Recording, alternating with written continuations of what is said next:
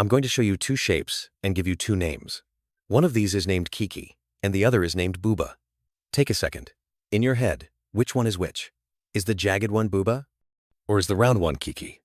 If you're like 95% of people on Earth, you just decided that the jagged shape is Kiki and the round one is Bouba. But why? There's no logical reason. A shape doesn't have a name. But your brain just performed a cross-sensory miracle. It mapped the sharp sound of the letter K to the sharp visual of those points.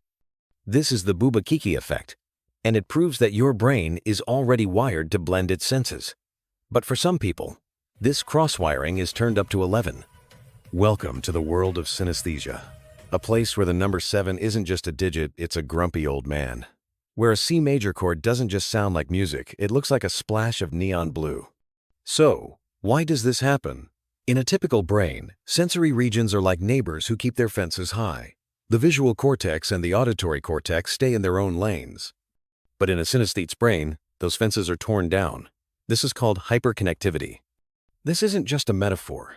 When Ramachandran puts a colored hearing synesthete into an fMRI scanner and plays a song, the visual cortex lights up like a Christmas tree. They aren't imagining color, they are literally seeing it.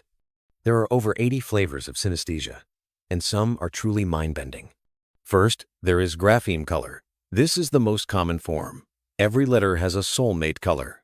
To a synesthete, a page of black and white text looks like a vibrant rainbow. Then there is spatial sequence. This one is wild. Imagine the year 2026 isn't just a number, but a physical point in space 3 feet in front of your nose, while the 1990s are a long road trailing behind your left shoulder. They navigate time like a map. And then there is mirror touch, the ultimate form of empathy.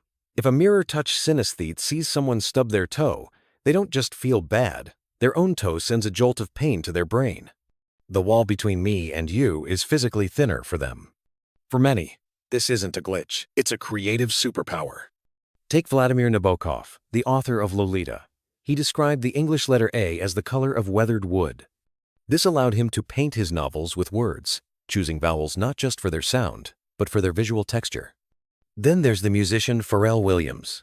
He once said he'd be lost without his synesthesia. When he hears a chord, he sees a color. If the color is ugly, the chord is wrong. He's not just composing music, he's interior designing a soundscape. For these artists, the world is double-coded. They have 2 ways to remember, 2 ways to feel, and 2 ways to create. Ramachandran's work shows us something profound. Perception isn't a window we look through, it's a canvas we paint on. Most of us see the world in standard definition, but synesthetes remind us that the brain is capable of so much more. It can turn a silent number into a personality, and a simple sound into a symphony of light. So, next time you hear your favorite song, close your eyes. What color is it? You might find that your own brain has a few hidden bridges just waiting to be crossed.